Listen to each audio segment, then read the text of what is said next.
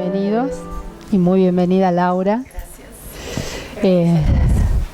La verdad que estoy muy contenta de iniciar con esta conferencia La Jornada, en la que, bueno, mi amiga de la vida, coequiper Laura, una maestra en este tema, una de las personas que más ha transitado todos los caminos de la alimentación, la macrobiótica, el naturismo, el crudiveganismo, paleo, todos. Y con mucha formación abocada a la reeducación nutricional. Y todos sirven. Y de eso vamos a hablar un poco hoy. Vamos a ver, justamente hablar de los paradigmas, ¿no? Y cómo tenemos que sobreponernos a los paradigmas que nos encuadran, nos encierran, nos encasillan, cuando realmente no estamos teniendo resultados, no estamos encontrando soluciones, y soltarnos un poco de tener razón para tener los resultados que queremos tener. Eso me decía siempre mi coach: ¿querés tener razón o resultado? Claro. No, porque resulta que querés tener razón, olvídate de tener resultados. Exacto. ¿Querés tener resultados? Olvídate de tener razón. Esto es lo importante, ¿no? Lo que estaba diciendo Gra. Siempre creemos que aparece un santo que nos dice hay que hacer crudiveganismo porque es lo mejor, es lo que nos va a dar resultado. Y la realidad es que no todo es para todo el mundo. Entonces, lo que siempre pensamos con Graciela es en abordar lo individual. Y también a nosotras nos ha costado llegar a donde estamos hoy, porque hemos experimentado con nosotras mismas. Buenísimo. Gracias, Lau. Sí, reaprendizaje para todos ustedes, para nosotras, permanentemente. Así que gracias, porque esto nos estimula a seguir aprendiendo, investigando, en pos de buscar siempre lo mejor para todos y cada uno. Los resultados nos han llevado hasta acá. Uh-huh. Bueno, y está bien concurrido este encuentro, bien surtido, ¿sí? Veo, la mayoría son caras conocidas para mí, de diferentes ámbitos. Inclusive está mi otra amiga, compañera de la vida en estos temas. Esta conferencia, si bien va a tener sobre todo información teórica, y le voy a pedir a Laura como invitada que participe en todo lo que puede y quiera participar, haciendo comentarios, ideas, inclusive si tenés alguna idea opuesta a la que yo tengo, la ponemos sobre la mesa. Es raro. Si bien, sí, pero bueno. Pero no, porque está bueno, porque así podemos seguir observándonos, y en las discusiones, este tipo de discusiones constructivas, se genera la posibilidad de reflexionar y de aprender, porque si no, el ojo no se ve solo, no podemos evaluarnos permanentemente, siempre llegamos a un punto de límite de ceguera. Y en este crecimiento en conjunto, la única manera de crecer, de ampliar, es trabajando en red. Y yo sé que te iba a agregar, Gra, no tener miedo. Básicamente eso, cuando yo veo a los pacientes de los médicos con los que trabajo en Buenos Aires o nutricionistas, la gente viene como esperando que uno le dé la respuesta exacta. Y la realidad es que hay que transitar todo un camino para encontrar esa respuesta a la que vos te referías antes.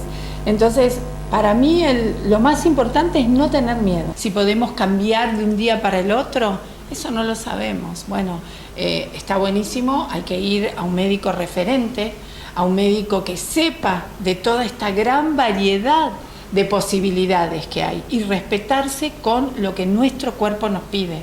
Eso para mí es lo más importante, para mí es lo que ha funcionado conmigo misma, y eso que estoy en esto desde los 18 años, voy a cumplir 58, así que imagínense que he probado y transitado. Sí tengo que decir que el tema de los lácteos los abandoné a partir de los 18 con excelentes resultados, y al día de hoy no los consumí más, eso sí. Buenísimo. Bueno, vamos a dar comienzo entonces.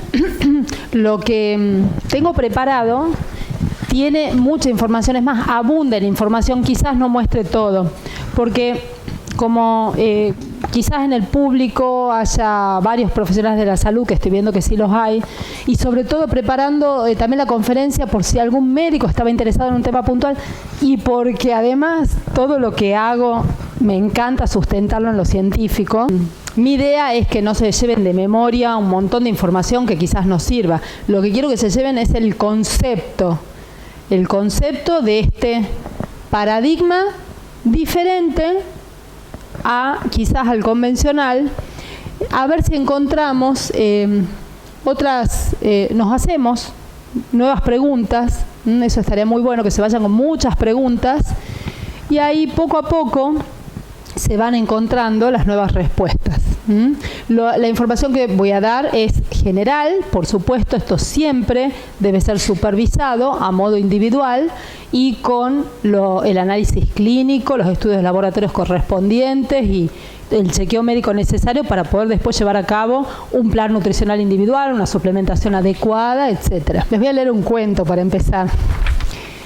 De la tradición sufí, un cuento de los derviches. Más allá de Gaur, había una ciudad en la que todos sus habitantes eran ciegos. Un rey con su cortejo, que incluía un poderoso elefante, decidió acampar cerca de la ciudad de los ciegos unos días antes de proseguir su viaje. La población local estaba ansiosa por saber del elefante, pues nunca se habían encontrado con uno y les pareció un animal de lo más exótico. Así, 3 miembros de esta ciega comunidad fueron emocionados a su encuentro. Al llegar a donde el elefante se encontraba, tantearon ciegamente al animal, palpando cada uno de ellos alguna parte de su voluminoso cuerpo. Cuando volvieron junto a sus conciudadanos, impacientes grupos se agruparon a su alrededor, preguntando por la forma y el aspecto del elefante.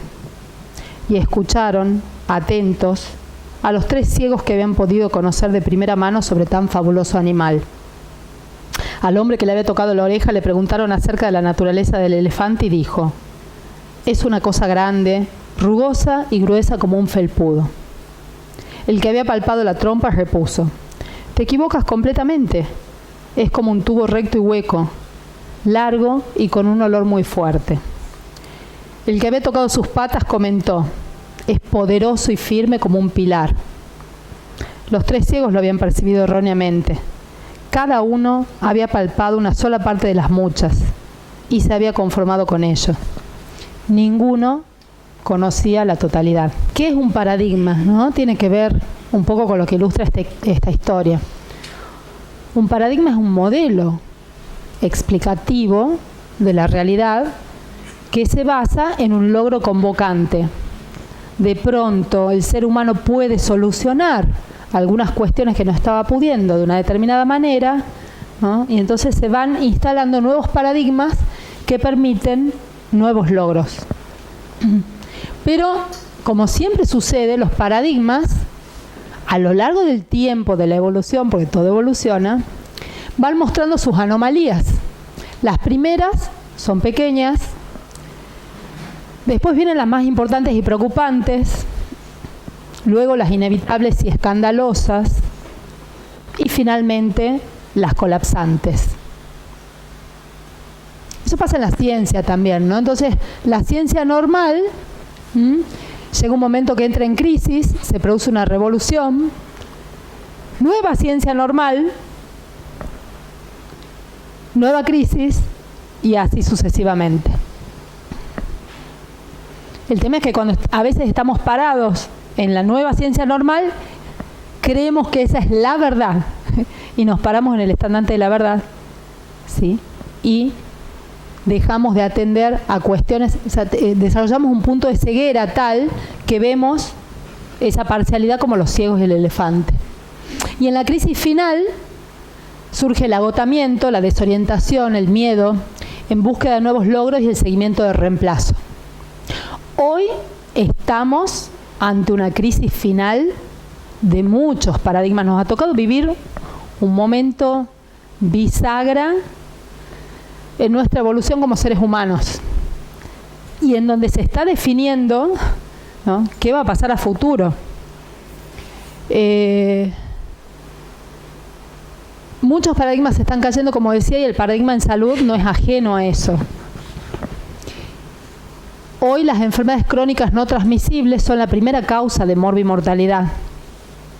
Ya no son las enfermedades agudas infectocontagiosas que diezmaban la población en el siglo XIX y antes. Sin embargo, seguimos aplicando la estructura ruptura del viejo paradigma, intentando así resolver cuestiones que no se pueden resolver de una manera tan simple ni similar. Y así en el mundo de la medicina tenemos, bueno, la historia de los remotos Hipócrates y Galeno, Galileo, que fue excomulgado porque planteó un nuevo paradigma en el sistema solar, Besalio, Harvey.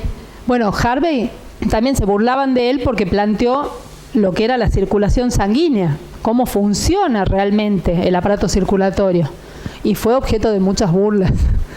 El mundo de lo pequeño, Pasteur con los microorganismos, ahí surge toda la teoría de los microorganismos, y si bien fue muy buena, nos permitió comprender todo el mundo microscópico y el origen de algunas enfermedades por sobrecrecimiento de microbios. Por otro lado, en esa manera de mirar reduccionista, simplista, lineal, mecanicista, hemos interpretado que las bacterias eran enemigos contra los cuales había que luchar. Todo el siglo XX matando bacterias, y hoy en el siglo XXI no sabemos cómo hacer para incorporar bacterias. Se está haciendo hasta trasplante de materia fecal, ya les voy a hablar de eso, pero con una buena hidroterapia colónica no hace falta, porque realmente muchas de las enfermedades se explican a través de la disbiosis, que es la alteración de la microbiota. Conociendo el patrimonio bacteriano que nos habita, podemos predecir a futuro osteoporosis, que es el tema de hoy, Parkinson, Alzheimer, bueno, y la mayoría de las patologías crónicas que hoy nos aquejan. Vamos a hablar un poquito hoy de microbiota, pero en el taller del sábado nos vamos a dedicar a la preparación de los probióticos, de los fermentos. Bueno, y de ahí, de lo pequeño a lo ultra pequeño, las moléculas, las neurociencias, la física cuántica, que hace 100 años la han explicado, Bohr, Planck, y recién ahora nos están cayendo las fichas de lo que es la física cuántica y cómo aplicarlas en medicina, ¿no? Nosotros hemos aprendido medicina a través de la química, pero la física es la madre de todas las ciencias. Sin embargo, la física en la que nos basamos es la física newtoniana. El viejo paradigma sirve para construir puentes, etcétera, pero para otras cosas nos quedamos cortos. Del genoma humano al microbioma humano, somos más bacterias que células. En vez de Homo sapiens, creo que nos vamos a llamar Homo bacteriens, porque por cada célula tenemos 3 bacterias, el 70% del ADN es bacteriano. Característica del paradigma vigente todavía, reduccionista, determinista, simple, lineal, positivista. El cuerpo es como una máquina, se desajusta esta tuerca, hay que ajustar el tornillo, sacar, poner. No digo que no sirva, por supuesto que para algunas cuestiones puntuales específicas es muy útil, pero no es la única manera de actuar, la única ventana para mirar, porque hay cientos, miles de ventanas diferentes para mirar, y si no, vamos a estar como la mosca contra el vidrio que choca, porque por ahí quiere salir y no puede. No puede porque por ahí no va. Fíjense, esto no es tan lejano. En el siglo XIX, George Washington, presidente de Estados Unidos, falleció, no en una guerra, en una batalla, falleció después de que se le practicó la séptima sangría, porque la sangría era un método que estuvo vigente por muchos siglos, porque se interpretaba que cuando la persona estaba enferma en un estado febril, congestivo, pletórico, rojo, caliente, había un exceso de sangre. Entonces, la solución es sacarle sangre. Y se practicaban las flebotomías, las sangrías que la hacían desde médicos hasta barberos. Entonces empieza con un resfriado, una congestión, que se va complicando, lo ve su primer médico de cabecera, le practica una sangría, otra, no mejoraba, realizan interconsultas hasta que al final lo vieron 3 médicos. Se decide, estaban entre una laringostomía o una sangría, y se deciden por una séptima sangría y así fallece Washington. El tema es que en esa época no había cuantificación en medicina. Entonces, alguien podía contar cuántos pacientes se habían salvado, por ejemplo, después de hacerle una sangría, de practicarle una sangría, pero no contaba cuántos se habían muerto. Por ejemplo, a grosso modo, ¿sí? Entonces ahí viene un francés, Pierre Charles Alexander Louis, a mediados del siglo XIX, que dicen, bueno, esperen un poquito, a ver, y lleva a la cuantificación a la medicina. Surge el método científico, ¿sí? Para validar los síntomas, la evolución de las enfermedades, ¿sí? A establecer un pronóstico, diagnósticos más precisos y la respuesta eficaz al tratamiento. El tema es que el método científico hoy, desde la mirada del siglo XIX y comienzos del siglo XX, caemos en riesgo de llegar a un monoteísmo científico y a tratar de solucionar o de investigar problemas complejos, multicausales, de una manera muy simple. Queda muy reducida y muy limitada la investigación y las conclusiones. Pero para que vean cómo van cambiando los paradigmas, ¿no? La pirámide alimenticia la repetimos desde los años 60 hasta que quedó obsoleta. La pirámide, pero todavía tenemos el chip de la pirámide nutricional. Todavía, 60% de carbohidratos en la base. Eso ha provocado la epidemia de obesidad, diabetes, hipertensión, cardiopatía. Está bien, no nos enfermamos solo por la comida. No nos empezamos a enfermar solo por la comida. Y la tortita acá, que de última, si te querés comer la torta, cométela, pero no la pongas en la pirámide alimenticia, según yo. Sí. Bueno, entonces, es poner vino nuevo en odres viejos, ¿sí? Viejas técnicas en el marco de un nuevo concepto. La consecuencia es una mezcla de confusión y fragmentación, y creo que así estamos un poco con el tema de los huesos, la osteoporosis. ¿Qué tomo leche? Te lo saqué de una imagen del Día Mundial de la Osteoporosis. Y de pronto, el plato de comer saludable de la Escuela de Medicina de Harvard, que ya empieza a retirar la leche. No podemos decir que vamos tras la causa y la única cura, ¿no? El problema es tiene una causa y le doy la única pastillita para solucionar. No, ojalá fuera tan fácil tomar una pastillita para la osteoporosis, para el colesterol. No funciona. Provoca demasiados efectos adversos y no soluciona el problema porque al modificar una sola variable, todas las demás o no se modifican o peor aún se desordenan más. Entonces, lamentablemente no pasa por ahí. No digo que no se tengan que usar ciertos medicamentos, solo que por ahí bajo un cierto control de su justa medida y buscando que el paciente resuelva sus problemas crónicos, reconocer múltiples factores e individualizar los tratamientos. Las enfermedades crónicas no tienen una sola causa, son de origen multicausal y requieren un abordaje integral. A veces decimos, esto me cayó mal, lo otro me cayó mal. Y vamos para atrás y pensamos, bueno, discutí con mis hijos, discutí con mi marido, no llegó a fin de mes, no sé, muchas causas que nos pueden producir un malestar o una constipación o una diarrea.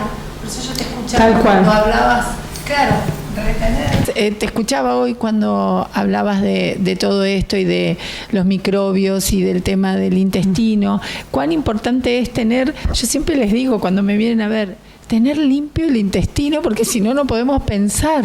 Parece tan sencillo, pero muchas de las personas que vienen, estoy mal porque estoy constipada. Bueno, ¿cómo es tu constipación? Le pregunto. ¿Cuánto hace que no vas al baño? No, poco, 5 días. Mi cara y mis ojos, digo, ¿cómo 5 días que no evacuás? ¿Qué es todo lo que estás reteniendo? Y capaz que solo con esta pequeña charla se destraba. Es increíble. Por eso yo digo, hay que ver al ser humano holísticamente. No somos un intestino, un estómago, es todo. Poder sentarnos a comer, disfrutar sin pensar en qué es lo que me está pasando, qué cosas tengo negativas. No, tomarme el tiempo, tratar de estar en eje, la actividad física, el tema de tai chi, yoga, todo eso nos ayuda. No es solamente, como decía Gra, es necesario de vez en cuando si necesitamos tomar una pastilla para solucionar tal o cual problema.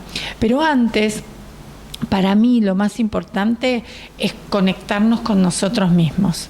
Y siempre lo hablamos con Gra, como especie perdimos el instinto, que los animales sí lo tienen. Los animales no necesitan ni la pastillita, ni cuando necesitan comer insectos o comer carne lo comen, cuando quieren comer vegetales lo comen, y están siempre bien. Ningún animal salvaje se murió de cáncer, que yo sepa. Claro. Así que bueno. Sí, y es un gran problema de los animales domésticos que le dan alimento, sí, y que están alimento balanceado en situación de estrés, sí, de encierro. Sí, pobres gatos que absorben todos los despelotes humanos. Bueno, gracias por el aporte. El hueso no es una estructura inerte, es un tejido que está metabólicamente activo, que posee una matriz con sustancias orgánicas e inorgánicas, que posee células, que está en permanente proceso de remodelación y de remineralización, cuando el balance es adecuado. Hay muchas células, hormonas, citoquinas, proteínas, enzimas, minerales, oligoelementos, vitaminas, que intervienen en este complejo proceso de la salud del esqueleto. Entonces tenemos células, ya se van a ir familiarizando con los nombres, ¿sí? Los osteoblastos, los osteoclastos. El osteoblasto, en resumen, es el encargado de formar, de mineralizar el hueso. Y el osteoclasto es el que destruye lo que ya se ha construido. Todos estos fenómenos se combinan, se acoplan en un proceso ordenado, sinérgico y con un sentido cuando están dadas las condiciones fisiológicas. Cuando no, esto se desacopla y genera osteoporosis. Entonces acá tenemos, esta es una ampliación de este rectangulito, ¿ven? Todo esto. Entonces tenemos estas células, los osteoblastos, los osteoclastos y todo el resto de las sustancias que intervienen en las diferentes etapas de remodelación ósea: activación, resorción, inversión, formación y reposo. Entonces la osteoporosis no es una enfermedad del hueso, es una enfermedad metabólica, ¿sí? Eso se ha definido en una conferencia en el Consenso de Hong Kong en el año 93. Es una enfermedad generalizada, que se caracteriza por una disminución de la masa ósea y una alteración de la microarquitectura del tejido óseo, que eso lleva a la fragilidad del hueso y al mayor riesgo de fracturas. Actualmente es la enfermedad ósea más prevalente. Y la incidencia va en aumento. Cada vez hay más personas que la padecen. Hay una osteoporosis primaria, que es la que está relacionada a los procesos de envejecimiento, de la menopausia. Se puede dar en una forma juvenil, pero es rara, idiopática se llama. Es propia del adulto, puede prevenirse durante la infancia y adolescencia de alguna manera, asegurando un buen pico de masa ósea. El pico de masa ósea es el pico máximo al que llegamos en una etapa de la vida, en la infancia, juventud, en cuanto a la densidad mineral ósea. Es la máxima densidad que alcanzamos. De ahí, con las diferentes circunstancias de la vida y el desgaste cronológico, ese pico de masa ósea va decreciendo. Pero si hemos logrado un buen backup, una buena reserva, lo que sucede naturalmente es que sí va a haber, por supuesto, una desmineralización progresiva, pero dentro de lo esperado, del proceso de envejecimiento del cuerpo. Ahora, si no se alcanza ese pico de masa ósea por diferentes motivos, ya llegamos a la etapa de la tercera edad o antes en desventaja. Y la secundaria tiene que ver con trastornos nutricionales, hormonales, de la estructura de la matriz ósea, y se puede presentar en cualquier edad. Entonces, para hacer el diagnóstico de osteoporosis, no solo sirve la medición de masa ósea, que es un parámetro y que hay que saber leerlo, interpretarlo, ver los estándares, los scores, sino que también necesitamos hacer un seguimiento de marcadores biológicos para diagnóstico y tratamiento y evaluar siempre los factores de riesgo y ver qué se puede hacer para modificarlos. Fíjense, pero esto es un pantallazo, todos los factores reguladores de la masa ósea. No es el calcio, ni la vitamina D, que sí es importante, ¿sí? Hormonas, muchísimas, ya les voy a hablar de alguna de ellas, ¿sí? Los esteroides gonadales, los estrógenos, la testosterona, la vitamina D que se llama calcitriol, la paratormona, la calcitonina, los glucocorticoides, las hormonas tiroideas, los factores de crecimiento, ya les voy a hablar de alguno de ellos. En cuanto a nutrientes, tenemos nutrientes plásticos y nutrientes energéticos. Los plásticos son los que nos hacen incorporar masa. Y los energéticos, los que facilitan los procesos para que se produzcan todos los recambios, todas las reacciones biológicas. Y son muchos, ¿sí? Hay 18 nutrientes o más involucrados en la salud ósea. Y principalmente calcio, fósforo, magnesio, vitamina D3, pero también vitamina K2, manganeso, boro, selenio, zinc, vitamina C. Entonces no nos podemos limitar a un solo factor o dos. Bueno, factores de crecimiento, la citocina, factores genéticos y raciales también, el ejercicio físico y estilos de vida. Todo eso, todo está involucrado en la regulación de la masa ósea. Entonces tenemos en una balanza el pico de masa ósea que les explicaba recién, y la contrapartida es el aumento de la pérdida ósea. Lo que tenemos que procurar es que esto esté lo más alto posible desde nuestros niños, nuestra infancia, y que la pérdida ósea sea la menor posible, para que el balance sea adecuado. A mí me ha venido esta imagen cuando hace tiempo estudié todo este interjuego de células y nutrientes que intervienen en la salud ósea. Shiva y Shakti, dos deidades del hinduismo que explican muy bien esos antiquísimos textos védicos, explican a manera de metáforas, de leyendas, conceptos de mucha sabiduría ancestrales. Entonces Shiva y Shakti son como dos dioses. Shakti representa el principio femenino y Shiva el masculino. En medicina china es el yin y el yang. Son las dos caras de una misma moneda. Shiva es perceptividad y conciencia, Shakti es creación y cambio. En un nivel supremo, ambos existen en una unión inseparable. Es gracias a Shakti que el mundo existe, la creación, preservación y disolución están en ellas. Pero Shiva también es la representación del cambio y la destrucción. Si no hay destrucción, no puede haber construcción.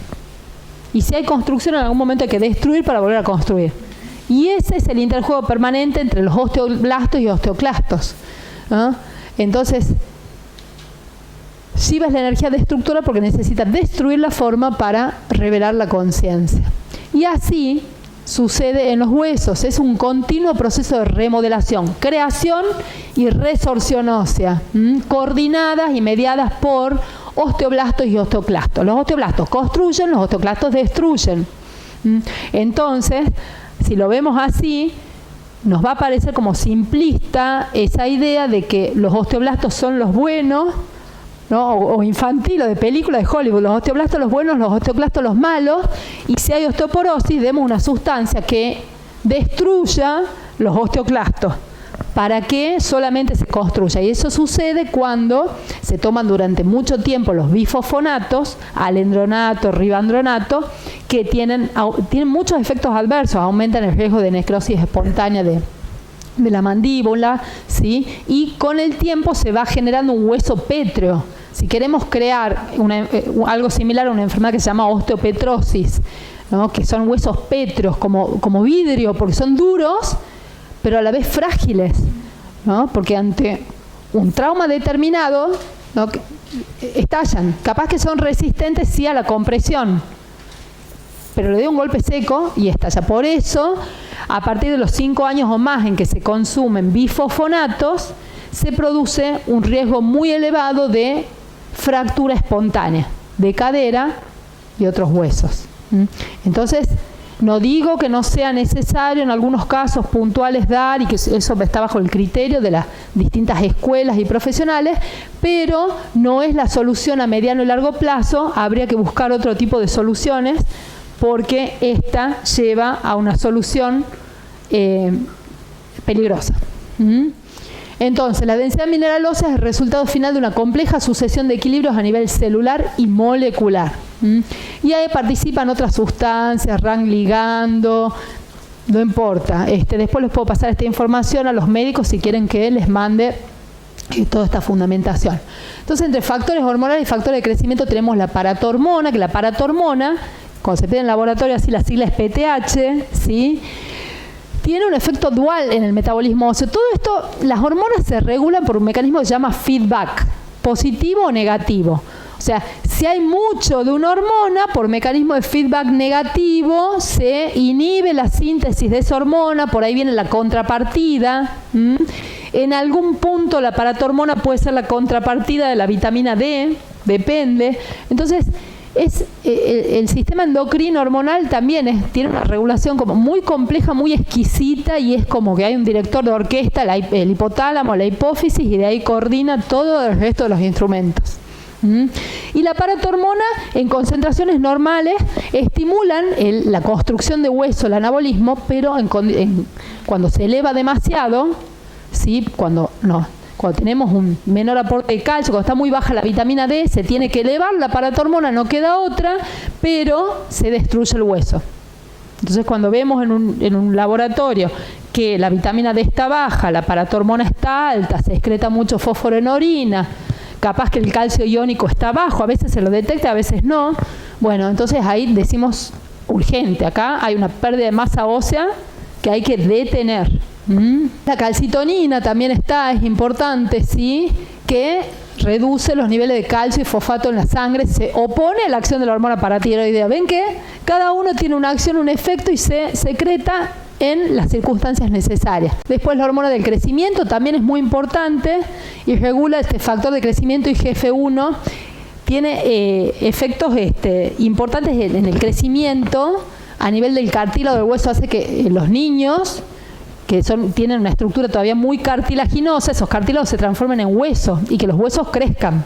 ¿Qué pasa? La leche, hoy en día, a la vaca le dan una sustancia creada por Monsanto, los mismos que hacen el glifosato, etcétera. Esta gran empresa que ya no es leche. Primero que no es leche. Es un fluido blanco que dice llamarse leche, que se compra en la góndola del supermercado, que tiene todo menos leche, sí, y realmente, o tiene, pero está ultra pasteurizada con hormonas, antibióticos. Vamos a hablar un poquito de la leche, pero lo que les quería decir es que lo que le dan a la vaca para que produzca 10, 20 veces más leche es el factor de crecimiento recombinante bovino, la hormona de crecimiento recombinante bovina, que la crea esta empresa, Monsanto, y hace que la vaca produzca 10, 20 veces más leche. Imagínense, aparte, la mastitis que le genera. De eso ya podemos hablar después si queda tiempo. Pero, ¿qué hace? Que se eleve mucho en esa leche el factor de crecimiento, similar a la insulina, que en su justa medida está bueno, pero cuando está en altas concentraciones, primero que provoca un crecimiento anormal en los niños que toman leche. Fíjense cómo se vuelven terneros. Claro, son terneros, ¿sí? Porque esa leche para que crezca el ternero, no el humano. Y además, en el adulto, que hace crecer los tumores. Y exponencialmente. Ahora, también si hay una deficiencia de esa hormona de crecimiento, va a tener una masa ósea disminuida a la inversa. Después, bueno, los andrógenos, los estrógenos también intervienen ahí. Es necesario su presencia. Vieron el brote de crecimiento puberal, ahí intervienen los andrógenos y estrógenos en el crecimiento del hueso, del esqueleto. Las hormonas tiroideas también, que también intervienen en la osificación del cartílago de crecimiento, regulan todo lo que es el remodelado del hueso, y en situación de hipertiroidismo se observa disminución de masa ósea. Ojo ahí, quienes toman hormonas tiroideas, que hoy es epidémico también el hipotiroidismo, sobre todo por tiroiditis de Hashimoto, que es una enfermedad autoinmune, una de las tantas autoinmunes que nos aquejan, y que si se toma hormona de más, si está muy inhibida la TSH, también están perdiendo masa ósea. Y el tratamiento con glucocorticoides también va a generar una alteración de la mineralización del hueso. Y la leptina, que es una hormona que sintetizan las células adiposas, los adipocitos, que es la que le dice al cerebro para de comer, ¿sí? Que cuando se van bloqueando todos los mecanismos por los cuales la leptina puede llegar a informar y se genera como una resistencia a la leptina, entonces ya no llega el mensaje y no se produce la saciedad. Después sigue la resistencia a la insulina y después la diabetes. También interviene en el metabolismo óseo. Está muy vinculado la vitamina D con la diabetes, con la resistencia a la insulina. Podemos ver eso también unos minutitos si tenemos tiempo. Entonces veamos los factores nutricionales. Aporte de nutrientes energéticos. Permiten la multiplicación celular. Como les decía, estaban los nutrientes energéticos y los nutrientes plásticos. Los nutrientes plásticos van a permitir incorporar matriz en cartílago y hueso. Necesitamos aportar vitaminas para que se genere esta matriz, sales minerales, calcio, fósforo, magnesio. El 70% de la población por lo menos carece de magnesio. Cuando damos estadística, damos en general estadística de Estados Unidos, de otros países europeos, porque acá no se hace prácticamente estadística. Entonces hay un déficit importante de magnesio. Más cuando hay mucha actividad física, intelectual, estrés, mucha contaminación, peor, se quema el magnesio. Por eso, por más que consumamos muchos alimentos del reino vegetal y muchas hojas, hay que suplementar. Hay que suplementar. En general, suplemento con magnesio. A veces no es tanto la falta de calcio, sino de magnesio. El tema de la pérdida de masa ósea. Condiciona síntesis de hormonas y factores locales de crecimiento también, que van a regular globalmente este proceso. Esto les muestro, ¿no?, para explicárselo, pero acá está más o menos incluido todo lo que sucede. Fíjense que es mucho más que consumir calcio y vitamina D. El calcio, veamos sobre el calcio. El calcio es el quinto elemento del organismo en abundancia y el 99,4% está depositado en los huesos. Sin embargo, ese 0,5 en los tejidos blandos y 0,4 en el líquido extracelular es muy importante. Es súper importante para la transmisión de los impulsos nerviosos, para la contracción muscular, regula muchas funciones. Además de la estructura de huesos y dientes, interviene en la contracción y relajación muscular. Es necesario para el ritmo cardíaco normal, el calcio. Participa en la transmisión del impulso nervioso. Interviene en la formación de hormonas y enzimas y es necesario para la coagulación y la regulación del pH sanguíneo, que tiene que ver con el grado de acidez o alcalinidad. Entonces, veamos. ¿Cómo es que la vaca come pasto, da leche, después hay que tomar la leche de la vaca para tener calcio? ¿Será? Yo pregunto. La cara de esa vaca. Mirá.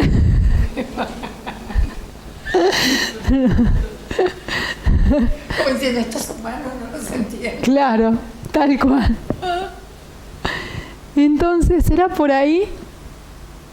¿No? Bueno, estadísticas de diferentes estudios, el estudio chino, el estudio de John Campbell, diferentes etnias, demostraciones científicas sobre, saquen una foto si quieren, diferentes etnias que no consumen culturalmente, no está incluida la leche o la consumen en cantidades muchísimo menores, casi irrelevantes, y justamente tienen menos índice de osteoporosis o no tienen. Y paradójicamente los países más bebedores de leche son los que más osteoporosis tienen. Entonces, si no va por ahí, si estamos como la mosca contra el vidrio golpeando, no tome leche para no tener osteoporosis, pero se sigue tomando leche y la osteoporosis va en aumento. ¿Y será que habrá que buscar otras ventanas para mirar?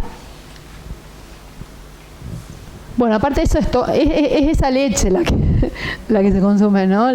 Mientras estabas contando todo esto, yo me acordé, yo tengo a mi papá que tiene 84 años, que es italiano, y un día, yo soy nieta de carnicero, así que imagínense, yo soy vegetariana hasta cuando la vida diga, porque siempre digo lo mismo, si en algún momento tengo que consumir algo de proteína animal, creo que empezaría por pescado y frenaría ahí. Pero por ahora no, los análisis siguen dando bien. Y un día charlando con mi padre, me dice, ¿vos te preguntaste alguna vez por qué podés ser vegetariana? La verdad que no, papá, pero me siento re bien. Me dice, ¿vos sabés cómo estás alimentada desde que naciste? Sí, le digo. Mamá me daba carne, cuando se dio cuenta que yo no quería más carne me la licuaba y me engañaba. Nosotros teníamos criadero de pollos, entonces mi abuela me hacía caldo de huesos, comía ravioles de seso. Me dice, ¿y qué más? ¿Te acordás de las vacas del campo del nono? No. Bueno, tomabas un poco así de leche recién ordeñada de vacas felices. Y le digo, y él me dice inteligentemente, ahora, ¿entendés por qué podés sostener este vegetarianismo que haces? Y yo la verdad les digo, chicas, me quedé sin respuesta, porque es un poco lo que estabas diciendo recién, esa buena base que viene de buena tierra, de buen criadero, de buenas verduras, eso ya no existe más.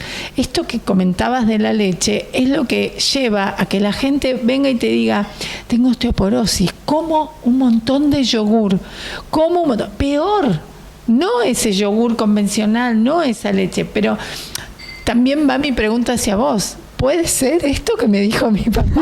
Porque me dice, vos tomabas así de leche. Él dice que siempre rechacé los lácteos y de hecho el doctor Cordi, homeópata, cuando se encuentra conmigo a los 18 años me dijo, usted no puede consumir más lácteos hasta el último día de su vida. Yo fui con una sinusitis que me explotaba la cabeza, con un moco verde loro y a partir de ese día dejé los lácteos. Imagínate, para mi mamá, mis abuelos, el Tano, ¿cómo no va a consumir más leche? Y me curé, no me tuve que operar de nada, yo tenía problemas de garganta siempre, separado. Les estoy contando la parte física. Ahora, la parte psicológica también influye y un montón. Yo era una nena que me callaba, era la nena buena, la que se tragaba las cosas, la que no ponía ningún límite, ni siquiera con mi vieja siempre me contaba, te habíamos regalado el triciclo, salías a dar la vuelta a manzana y vos no la dabas, se la dabas a tus amigos de la cuadra, porque venían y bueno, era la única que tenía el triciclo. Y yo después, con los años, cuando tuve hipotiroidismo, que también lo nombraste, y hice una decodificación, ahí descubrí que muchos de los males físicos que había tenido había sido por la parte psicológica. Y ahí empecé a entender de que no somos solo, lo que repito siempre, ¿no? Un estómago, un intestino. Hay que enfocarse mucho. Yo hago mucho hincapié en el tema, ¿qué me pasa? ¿Qué estoy sintiendo? ¿En qué me estoy equivocando? Y les digo que me llevó 57 años. Hoy charlábamos con Gra y la puesta de límites en ciertas cosas me estoy dando cuenta hoy, a mis 57 años. Y eso, cuando uno puede descubrir eso, a uno lo libera, lo relaja, el intestino empieza a funcionar bien, empezamos a elegir mejor los alimentos. Yo creo que se encierra en la palabra, empezamos a amarnos y a entender quiénes somos. Le dejo el lugar. Era lo que realmente el complemento de toda esta parte química, bioquímica, molecular. Sí, totalmente. Que esa la entendés vos. Sí. Sí, gracias. Bueno, así dicen las vacas, mira. Bueno, todo depende de quién lo dice, ¿no? Sí, dale, te lo paso. Entonces, ¿qué comemos? ¿Qué comemos? O sea, una lista de agar como superalimento, los batidos, que es el alga que calculo que todos conocen, sésamo, almendras, coles, tofu, que sea orgánico, leches vegetales, quesos vegetales con fermentos. No sé, por ahora mis huesos me dan buen resultado y hace mucho que no consumo lácteos. Tal cual. Y los fermentos son súper importantes porque aportan la vitamina K2. Ah, el caldo de huesos. ¿Quieres contar sobre el caldo de huesos? Que yo lo incorporé en la vida. O sea, hace 5 años o hace 3, no lo tomo. Lo incorporé en mis pacientes. Sí, mi papá también me dice. Pero esto era impensable en mí hace 5 años, exacto, ¿no? Y es la necesidad en mí también, Claro. En mí también, en la crianza de mis hijas. Yo siempre digo, creo que mis hijas zafaron porque iban a la casa de mis viejos. Entonces, así, escondidito, les daban ciertas cosas que yo no les daba. El caldo de hueso es un caldo que lleva muchísimas horas de cocción, que se hace obviamente con pollo de hueso, con hueso de pollo feliz, no de pollo. Eso absolutamente, porque si no le metes el arsénico, sí, las cosas. Eso es lo más importante, conseguir, si tenemos una granja cerca, ver lo que están comiendo esos pollitos y bueno. El calcio, en su justa medida, es necesario, y si está en exceso y sin los otros cofactores que hacen que siga la ruta que tiene que seguir, puede generar graves trastornos de salud. Tomar suplementos simples de calcio, sin nutrientes complementarios, con o sin vitaminas D, en dosis de 500 miligramos o más, puede incrementar el riesgo de tener un ataque cardíaco, porque se deposita en las arterias. Porque el colesterol no es el malo de la película con el tema de la arteriosclerosis, o sea, en la producción, en la generación de arteriosclerosis. En todo caso, es el que pasaba por la escena del crimen, y han dicho y detrás de todo el colesterol hay una base de arterias inflamadas, de liberación de citoquinas inflamatorias, daño a los tejidos, a la íntima de los vasos sanguíneos, reparación con fibrosis, depósitos de calcio que anda circulando ahí porque quizás estoy hasta abusando de los suplementos de calcio y no tengo la vitamina D, la vitamina K que me lo redirecciona a los huesos. Y bueno, y después al último, sí, viene y se deposita el colesterol.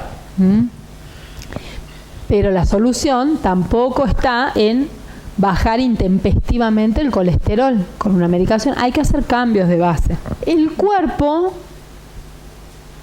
va a utilizar bien el calcio cuando viene en forma de fitocomplejo o de un complejo integral, acompañado de un séquito de nutrientes que van a permitir el correcto metabolismo, la correcta homeostasis de ese mineral.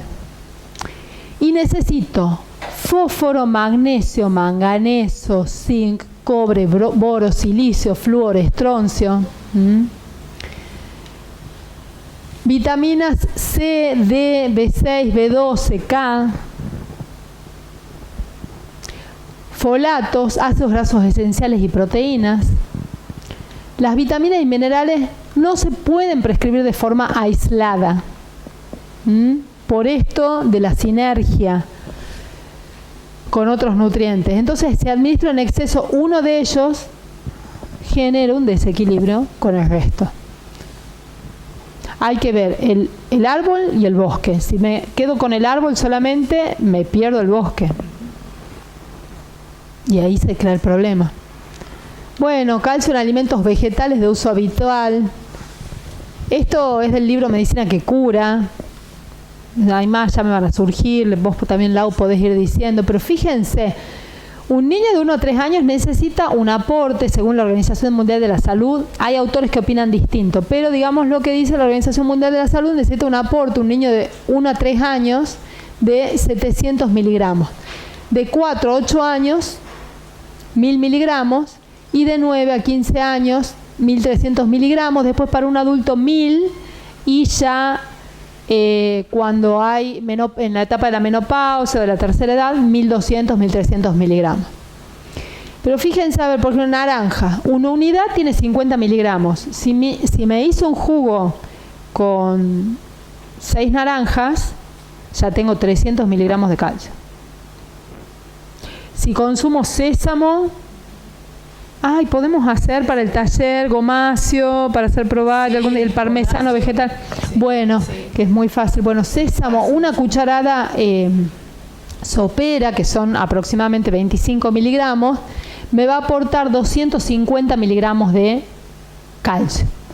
¿Sí? 100 gramos, serían 4 cucharadas, 975. Si uso una cucharada con almuerzo y cena, por ejemplo, ya tengo 500 miligramos más. ¿No? Ya me voy acercando. Y como un poco de arroz integral, hojas verdes, el perejil tiene muchísimo calcio. Y esta tabla es para la persona que no tiene ningún problema de salud. Exactamente, por eso he dicho que voy a hablar en general. Claro, porque haz tu aporte. Ella decía las naranjas, claro. de naranja. Tenés una diabetes. Claro, obvio. En realidad tratamos de evitar la naranja a la mañana porque tiene mucha azúcar y eleva muy rápido la glucosa. Bien. Entonces, también ahí estaba leyendo maca.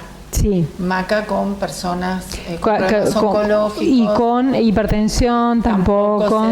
Por eso digo, bueno. Esto es, inclusive hay más otros ejemplos, pero está bueno aclararlo. Sí, muy bien. O si tiene alguna intolerancia alimentaria.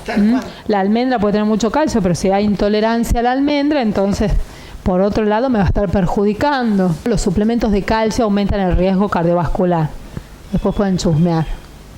Eso está bueno para cuando te preguntan. Claro. Porque todo el mundo te va a decir... ¿Y de dónde sacaste eso? Científicamente, para.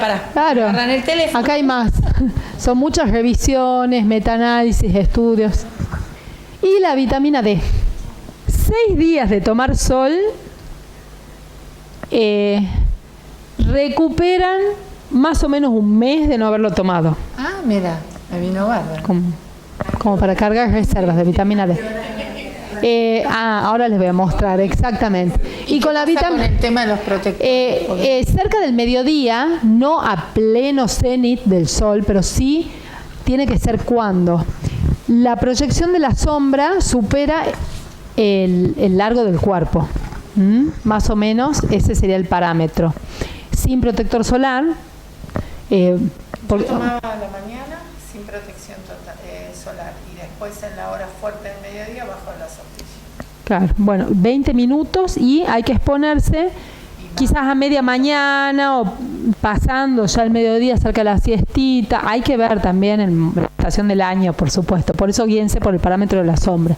Pero tienen que exponerse a los rayos ultravioletas B porque si no, no se produce la vitamina D. Pero ya voy a hablar de eso. Bueno, fíjense, la vitamina D también requiere de todo un proceso para su producción. El 85% de la producción de vitamina D es endógena dentro de nuestro cuerpo, si se dan las condiciones, y el resto, ¿sí? el 25% restante o 15% restante proviene de fuentes alimentarias. Entonces, acá, esta es la molécula del 7 de hidrocolesterol, y acá estamos hablando de una sustancia entonces que es re necesaria, entre otras cosas, para fabricar vitamina D, como el colesterol. Si está bajo el colesterol, no fabrico vitamina D en cantidad suficiente. Entonces, de una molécula derivada del colesterol, bajo la acción de los rayos ultravioletas, ¿sí? Este 7 de hidrocolesterol va a transformarse en previtamina D3 y en vitamina D3 que todavía no está activa. La vitamina D3 se llama también cole, por la molécula de colesterol inicial, colecalciferol. Entonces, si tenemos grasita debajo de la piel, ahí esas van a actuar como baterías que van a cargar las reservas de la vitamina D producida bajo la acción del sol y cuando necesitemos la van a eliminar paulatinamente. Bueno, es muy importante esta cuestión. Y de ahí, por una proteína transportadora, va al hígado para seguir los pasos para activarse esa vitamina. También les dije que el 85% se produce en la piel por acción de la luz ultravioleta y el resto proviene de la alimentación. ¿Sí? La vitamina D3 de las fuentes animales y la D2 de las fuentes vegetales, que no es tan activa, tan importante como la vitamina D3. Entonces, pasa de la fuente de alimentación o de la producción solar hacia el hígado, en donde se transforma en 25-hidroxivitamina D, y después de este primer paso hepático va a ir a los riñones, en donde se transforma en 1,25-hidroxivitamina D. Esta es la forma libre en la circulación más abundante y es la que se dosaría en el laboratorio. Pero no, conversando con la Conti Presti me decía que pues yo quería buscar la manera de dosar por separado las diferentes vitaminas o de la forma biológicamente más activa, pero los equipos que hay en Argentina no dosan, no hacen esas distinciones. Cuando uno pide 25-hidroxi o cuando pide vitamina D total o vitamina D3, siempre se informa la vitamina D total. Es así, ¿no? Bueno, que es útil por ahí hacer esas pequeñas distinciones. Y entonces se transforma en la vitamina D activa, fíjense, primer paso en la piel, o viene directamente de la dieta, segundo paso en el hígado, tercer paso en los riñones, y de ahí esta es la forma activa que va a actuar, entre otras, en las células inmunes, huesos, intestinos y demás. Todo eso se requiere. Sí sabemos que es fundamental para el desarrollo de huesos y dientes, en todo el metabolismo del calcio y el fósforo. Bajo la acción de la vitamina D, ¿sí? Más del 30% del calcio se absorbe, pero si no, si tenemos déficit, solo el 10-15% del calcio y 60% del fósforo sería absorbido por el intestino. Es además del efecto que conocemos a nivel del esqueleto, un regulador de genes, cumple como funciones hormonales, en la inmunidad, ¿sí? Regula aproximadamente 2.000 genes, o sea que interviene en múltiples actividades del organismo y que participan en la regulación de la proliferación celular, de la apoptosis, de la muerte celular programada, de la angiogénesis. Por eso es muy importante para prevenir cáncer y para tratamientos de personas con cáncer que haya muy buenos niveles de vitamina D. Es reguladora de neurotransmisores, ¿sí? Por ejemplo, regula la conversión de triptofano en serotonina. La serotonina, que es el neurotransmisor que nos hace sentir paz, bienestar, es el antidepresivo natural. A las personas con depresión les suelen dar fármacos que hacen que haya más serotonina disponible, porque tienen baja la serotonina. ¿Y por qué está baja la serotonina? El 90% se produce en el intestino. El intestino es el segundo cerebro. Detrás de una depresión, siempre, además de que se haga o no un tratamiento convencional y de psicoterapia y demás, investigar vitamina D baja, falta de zinc, falta de omega 3, colesterol bajo. ¿Cómo? Disbiosis. Claro, microbiota, claro. Totalmente. Y Fíjense, en el feto, por eso también muy presente, lo tenemos en autismo, y es muy importante dosarle a la embarazada vitamina D,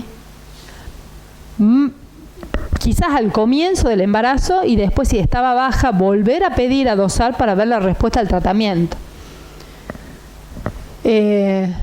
Eso y otras cosas más deberían comprender las obras sociales para poder realmente poder atender al paciente como corresponde, hacer los diagnósticos que les tenemos que hacer. A veces es muy difícil, es remar en dulce de leche. Hay que hacer un testamento para justificar por qué pido de nuevo una vitamina D. Juega un papel importante para el desarrollo en el cerebro del feto, de su estructura y la conexión interna cerebral. El feto en desarrollo depende enteramente de los niveles de vitamina D de la madre. De B12 también, bueno, de todo. Ojo con las mamás veganas y que vienen haciendo dieta vegana desde hace mucho tiempo. Fundamental, pero fundamental suplementarse con B12. Y el chequeo, por supuesto. Siempre una supervisión. ¿Qué ibas a decir? No, el tema de las mamás veganas y todo lo que se ha descubierto sobre los problemas cerebrales de aprendizaje de los niños. Claro, porque faltan nutrientes si no hacen una suplementación y una dieta adecuada. Y la vitamina D también es fundamental. También tiene otras funciones, ¿sí? Que interviene en el control de la diferenciación y proliferación de diversos tejidos y de la regulación de la respuesta inmune. Linfocitos y células de la epidermis tienen receptores de la vitamina D, y en la inmunidad, ¿no? Por ejemplo, suprime la proliferación, diferenciación, producción de inmunoglobulinas, de los linfocitos B, a nivel de linfocitos B, de linfocitos T, en múltiples mediadores del sistema inmune, la vitamina D regula funciones. Por eso, su carencia puede estar vinculada a infecciones, predisposición a infecciones o enfermedades autoinmunes. Y muchas enfermedades autoinmunes mejoran, repuntan después de una importante suplementación con vitamina D. Se pasa volando.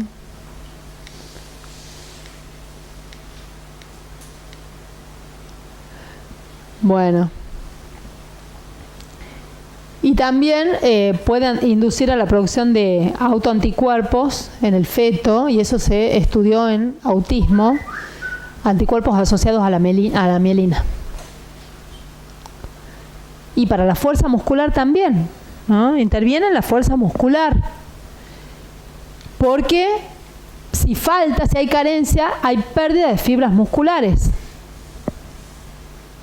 Bueno, también mucha vinculación al cáncer y esto, porque en los 80 se observa en Estados Unidos que en poblaciones menos expuestas al sol había mayor incidencia de cáncer de colon. Entonces empiezan a estudiar los posibles factores.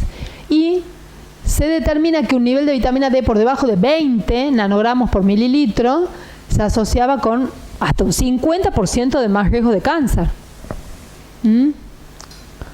También leucemia. Inclusive cuando se suplementa con vitamina D, ¿no? Las células, si se administran las células de leucemia vitamina D, tienden a diferenciarse como células normales. En la enfermedad cardiovascular también cumple muchísimos roles. Bueno, ya le dije lo de la calcificación de las arterias, que es un factor de riesgo altísimo. Además, a nivel de la presión arterial, no me voy a detener a explicar cada cosa. También a nivel muscular, porque el corazón es un músculo, ya les dije que tiene una acción en las células musculares. Y además de todo, bueno, reduce el colesterol LDL, que es el llamado colesterol malo, y aumenta el HDL, que es el colesterol llamado bueno. Fíjense, bueno, esto es un esquema parecido a la síntesis que ya les he explicado de la vitamina D, pero les quiero mostrar que hay sustancias, por ejemplo, el cadmio y otros metales tóxicos, que inhiben a las hidroxilasas del hígado y del riñón, entonces no se puede activar la vitamina D. También esto explicaría la gran epidemia de hipovitaminosis D, además de la falta de exposición al sol, de los problemas nutricionales, la intoxicación por metales tóxicos. El cadmio se usa mucho en los celulares, en las baterías, de níquel, cadmio, claro. Ahora es el agua. El agua, sí. Fíjese, yo les decía, en Estados Unidos hacen más estadísticas, nos basamos a veces en las estadísticas de Europa, Estados Unidos, como para tener un pantallazo. Del 30 al 50% de niños y adultos en Estados Unidos, Canadá, México, Europa y Australia son deficientes en vitamina D. Y ojo, que usan valores de deficiencia por debajo de lo que muchos expertos y los que están en medicina ortomolecular consideran como deficiencia. O sea, si se tuvieran en cuenta esos valores, sería mucho más del 50%, yo creo que sería el 80%. En la población adulta de los Estados Unidos se constató una prevalencia global del 41,6% de deficiencia de vitamina D, con mayor proporción en las personas de raza negra, porque también factores que disminuyen la síntesis cuando se tiene la piel oscura. Cuanto más oscura está la piel, ya menos vitamina D se produce. Cuando los órganos están dañados, afectados o desgastados, hígado, riñón, también vamos a producir menos vitamina D. Fuentes de vitamina D. La provitamina D, que es la vitamina D que todavía no está activa, vieron que les dije que es la fuente de la dieta, que tiene que pasar por el hígado y por el riñón. Esa provitamina D se encuentra en los animales superiores, en la piel de los humanos por activación solar del 7-hidrocolesterol. La provitamina D2, que es el precursor de la vitamina D2, se encuentra en el reino vegetal en hongos, levadura, alfalfa, cacao, papayas, alga, palta. Ahí podemos hacer un aporte, pero no pensemos que porque tenemos hipovitaminosis D, comiendo esto, vamos a llegar a elevar los niveles, más tratándose de una vitamina D menos activa, menos eficiente, que es la D2. Y la provitamina D3 se encuentra en derivados animales, también tiene que pasar por ese proceso de activación. Está en lácteos, yema de huevo, aceites de pescados grasos, arenque, macarelo, sardina, atún, salmón y bacalao. ¿Por qué tienen vitamina D los peces? Porque comen algas. Las algas también son una fuente importante de vitamina D. Porque realizan... No de criadero. Bueno, y ahí está. Claro, y pescados no de criadero. Ahora, leche. Ya sabemos todos los problemas que ocasionan los lácteos. Pescado. El pescado tiene que ser recién pescado, de agua no contaminada. Sí, si lo encuentra, me avisa. Claro. Para colmo, por ejemplo, el atún, el pez espada, los peces grandes que comen otros peces en la cadena alimentaria. Imagínense el pez chiquitito, que ya absorbió gran cantidad del mercurio, de los metales, de los tóxicos que hay en el agua. Es comido por el otro. Duplica, ¿no?, la cantidad de tóxicos. Se produce una bioacumulación. Y así en la cadena, y si llegamos al atún y al pez espada, hasta acá. Entonces, también hay que tener en cuenta, lamentablemente en esta época que vivimos, esos factores. Exponerse, y lo ideal es 4 veces por semana, 20 minutos, no más, no es necesario más, porque si no, ahí sí se producen las lesiones de la piel. Si el calor es muy intenso, si los rayos del sol, los infrarrojos, nos irradian durante un tiempo suficiente como para ponernos rojos y lastimar la piel, ahí sí se pueden producir las lesiones precancerosas y luego cancerosas, si no, no. Hay muchos mitos respecto al cáncer de piel, al melanoma, y entonces esta demonización del sol y el usar factores de protección permanentemente, que además de impedir la conversión a la vitamina D, tienen interruptores endocrinos, salvo que sean ecológicos. Tienen bifenol, ftalatos y otras sustancias que actúan como hormonas sin serlo y producen muchos trastornos en esta compleja y equilibrada función del sistema endocrino, que se acuerdan que les decía que era como un director de orquesta, el hipotálamo y la hipófisis, y de ahí toda la orquesta tocaba de manera coordinada. Bueno, los interruptores endocrinos alteran esto y predisponen a muchos trastornos de las funciones de las gónadas, y de las glándulas, y de y predisponen a cáncer. 20 minutos mientras el largo de sus hombros sea superior a su estatura son suficientes para que el cuerpo sintetice la vitamina D que necesita. Se puede tomar sol en caras, brazos y piernas en el invierno. Las personas de piel oscura necesitan más tiempo de exposición al sol y con la edad disminuye, como les decía, la capacidad de producir vitamina D. Entonces, el más efectivo baño de sol es el que se toma cerca del mediodía, teniendo siempre presente la regla de la estatura y la sombra proyectada. El sol de las primeras horas o de las últimas horas del día es débil en los rayos ultravioleta, sobre todo los ultravioleta B, que son los que necesitamos para esta conversión. Y cifras normales, eso también está cambiando. Los valores normales de vitamina D. Ahora se acepta que deben ser más altos de lo que se consideraba como normal. Los valores planteados estándar son de 30 a 50 nanogramos por mililitro, pero a pesar de eso y de que lo ideal sería que vaya de 60 a 90 o a 100, algunos dicen hasta 150, ¿sí? Porque ahí es donde las otras funciones de la vitamina D, como regulador, inmune y demás, ahí son realmente posibles esas funciones. Pero estos son niveles como para que la cosa ande. Y lo increíble es que se ven niveles de vitamina D de 8, 9. Sí, yo por ahí le digo al paciente, esto es incompatible con la vida. Así que hay que dosarse, aparte ya han visto la estadística. El colesterol, bueno, esas son todas las funciones del colesterol. Mire, componente básico de hormonas, precursor de los ácidos biliares. Los ácidos biliares son los que nos ayudan a digerir y absorber las grasas. Y la vitamina D es una vitamina liposoluble, necesita de la bilis. También es muy baja la secreción de bilis cuando no se consume grasa, cuando todo es light. Sí, productos light. Claro.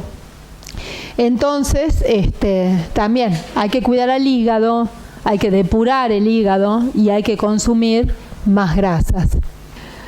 Bueno, fíjense, todos hablan del colesterol alto y el colesterol bajo, un valor menor a 160, puede provocar, ¿no?, mayor riesgo de suicidio, parto prematuro, eclampsia, comportamiento violento, ansiedad, Parkinson, cáncer, inmunidad comprometida, mala memoria, fatiga, bipolaridad, dislexia, daño hepático, depresión. No es el único factor. Estuvimos hablando de eso desde el comienzo, sí, pero hay que atender a esto porque es importante. Y la vitamina K, por último, como otro importante nutriente. ¿Sabían que la vitamina K es necesaria también? Sí. Bien.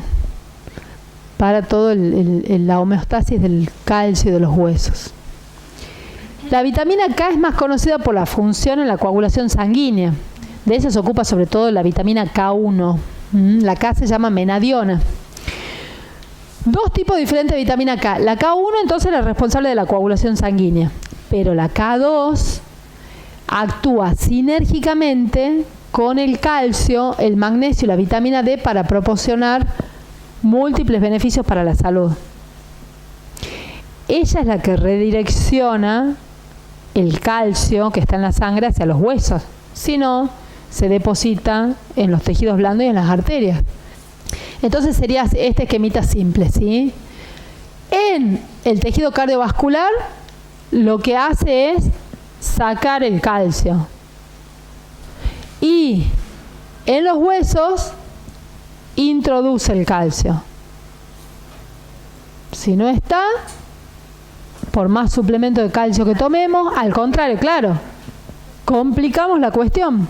Miren, cantidad insuficiente de vitamina K2, huesos frágiles y calcificación en los tejidos blandos. Lo que hace la vitamina K entonces es que los tejidos sean flexibles y que los huesos sean fuertes, como tiene que ser. Y otra cosa, se está empezando a usar en el tratamiento de la osteoporosis porque puede llegar a revertir la desmineralización ósea. Las verduras de hojas verdes, tales como la espinaca, brócoli, col, etc., tienen mucha vitamina K1, necesaria para la coagulación. Y con esas fibras que les proporcionamos a las bacterias que nos habitan, si tenemos de las buenas, que hay que procurarlas, ¿sí?, entonces ahí se produce, las bacterias intestinales nos producen ellas solitas, si son de las amigas, la vitamina K2. No nos tenemos que preocupar por eso, teniendo una buena microbiota. Y también está, hasta que logremos eso, incorporar alimentos fermentados permanentemente.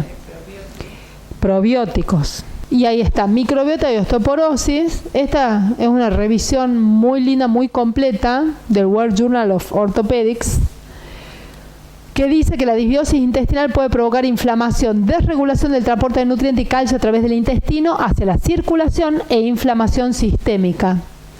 Investigación del perfil microbiano en relación con los microbiomas intestinales normales, evaluación de marcadores inflamatorios como interleuquina 1, interleuquina 6, factor de necrosis tumoral alfa. Bueno, la cuestión es esta. Depende del perfil microbiano que tengamos.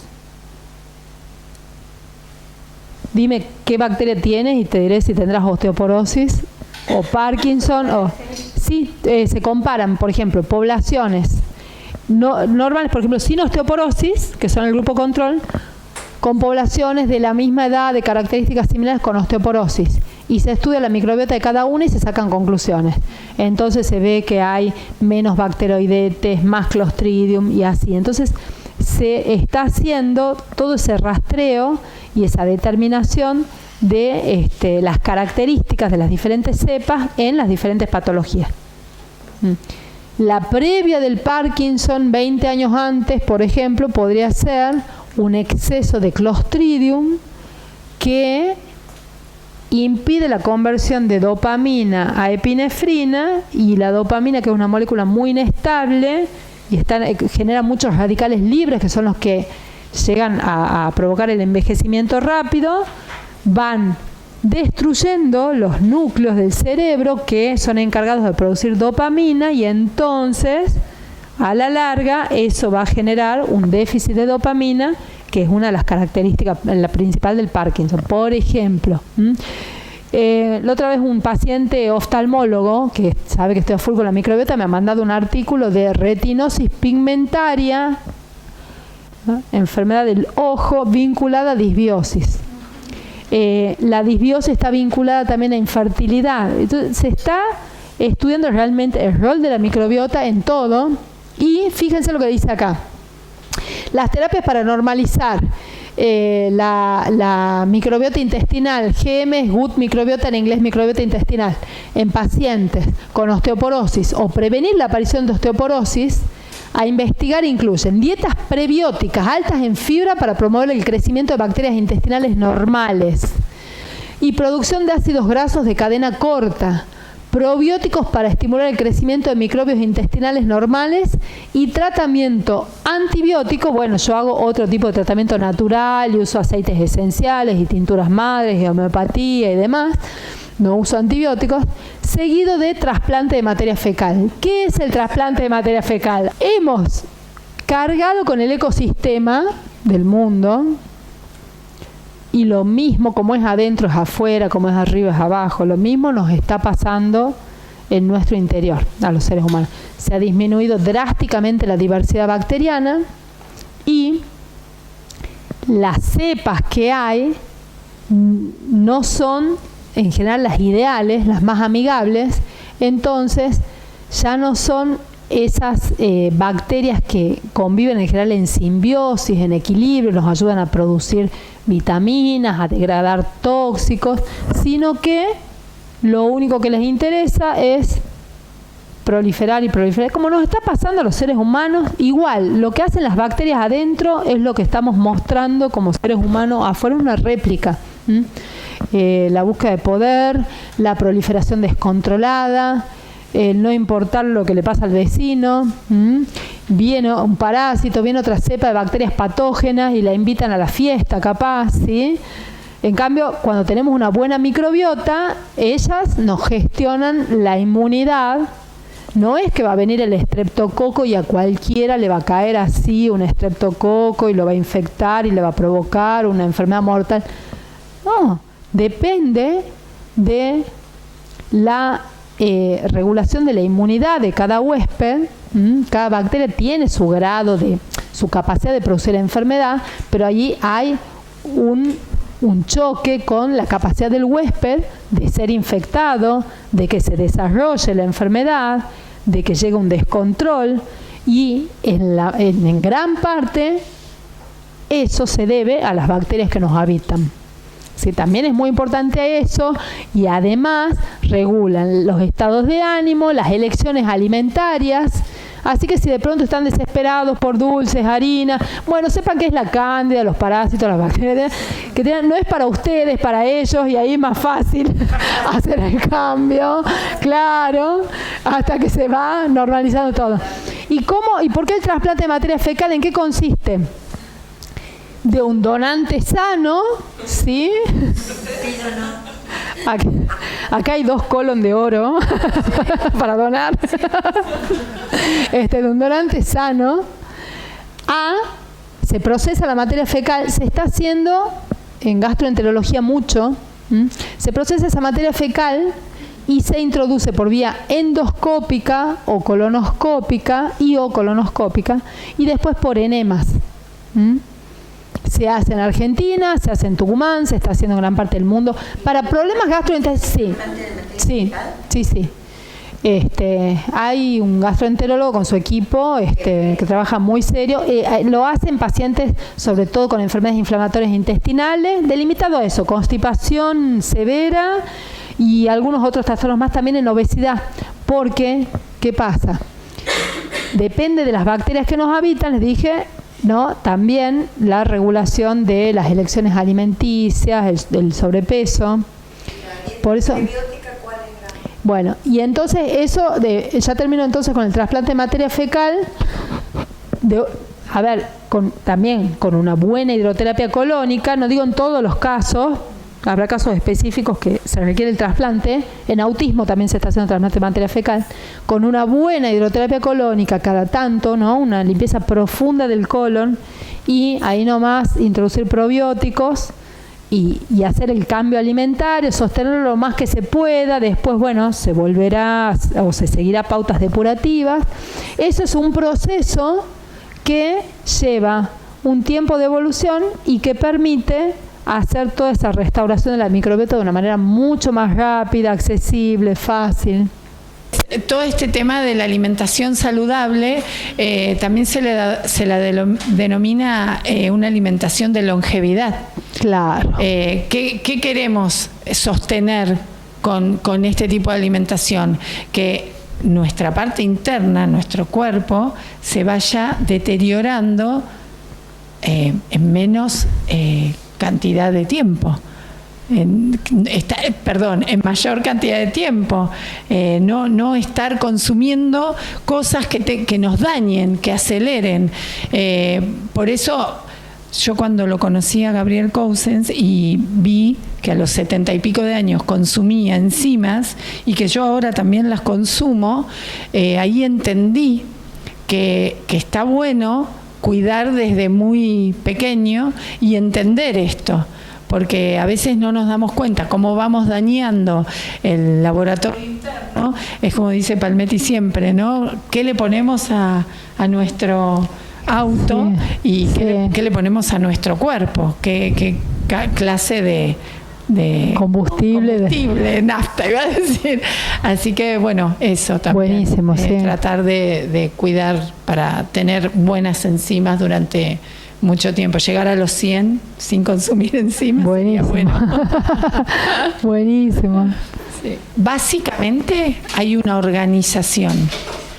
Entonces, cuando a mí me dicen, no, porque ahora tengo tanto trabajo, es real. Todas estamos con muchísimo trabajo, pero seguramente un día a la semana o medio día a la semana tenemos para organizar.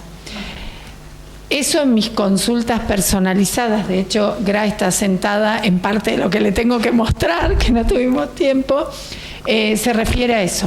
¿Qué necesita mi alacena? ¿Cómo tengo que preparar los alimentos? ¿Qué puedo frizar?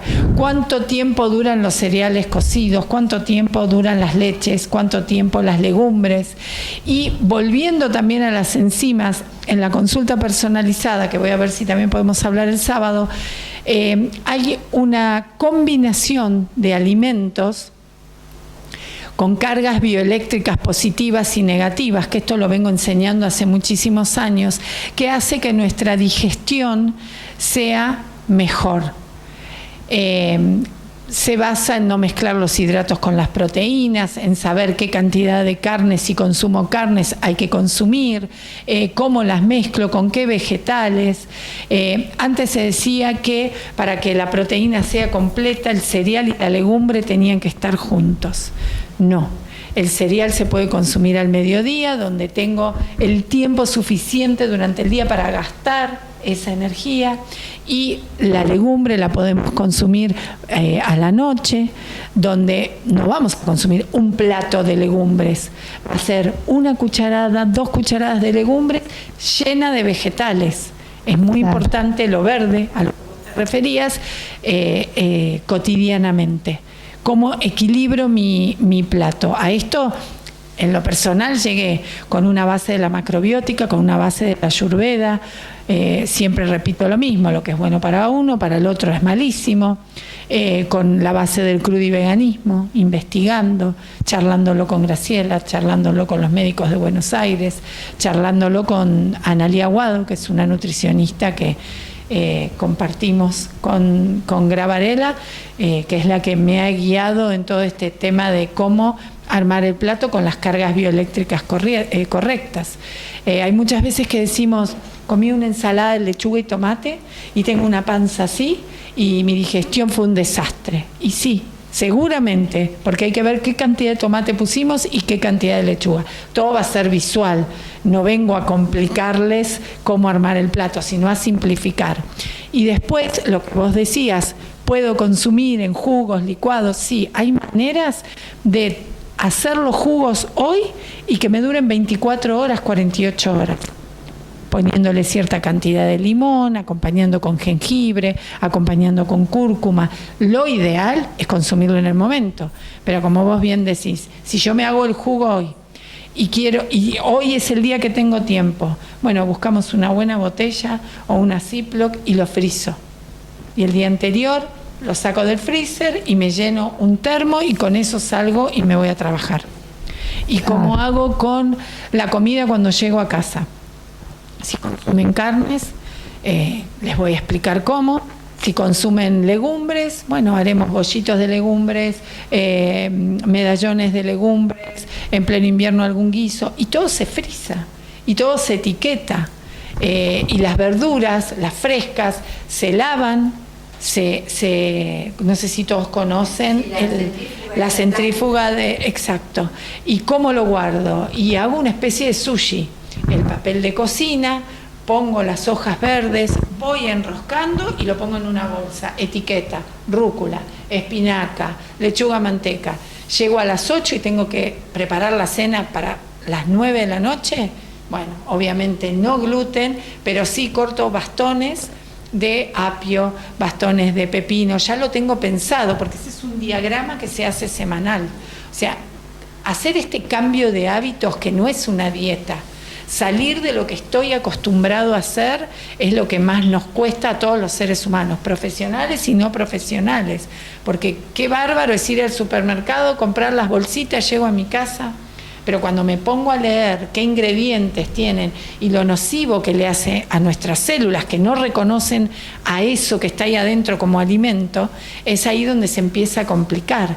Por eso, al principio, cuando yo les decía que lo más importante es ver al ser humano holísticamente y entender que tenemos que estar en eje, primero por nosotros mismos, segundo por nuestro entorno y tercero por el planeta. Esto tiene que ser un efecto multiplicador, no tiene que quedar acá. Cada una de ustedes, una vez que haya incorporado esto y una vez que las vean espléndidas, les van a preguntar: che, ¿qué estás haciendo? Yo tengo amigas que tienen mi edad, que estábamos en la secundaria y que en ese momento yo era macrobiótica, iba con mis tuppers a todos lados y hoy me ven y me dicen: ¿por qué no te hicimos caso? Y bueno, tratar de llegar a ser longevos con lo más saludablemente y orgánicamente posible.